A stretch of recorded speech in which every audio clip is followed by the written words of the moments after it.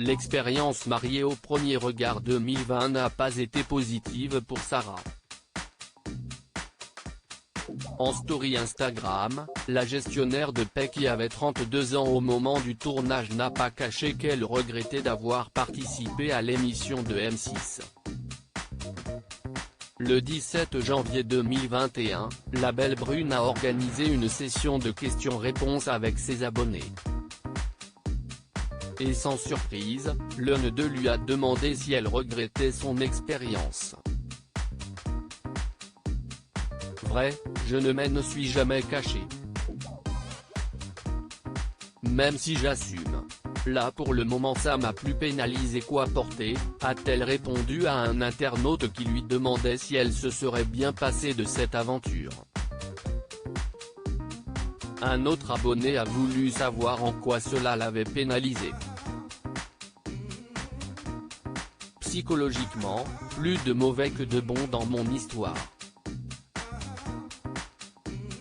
Les gens que tu rencontres ont tendance à te définir par ça alors que si est loin derrière moi. Et je ne suis pas que ça. Les hommes pensent que du coup tu es une fille de télé-réalité. Ça ne m'aide pas dans mes rencontres amoureuses. Au contraire. Avec l'éveil féministe que j'ai aujourd'hui, si est incohérent de se faire marier par des psys avec des soi-disant compatibilités.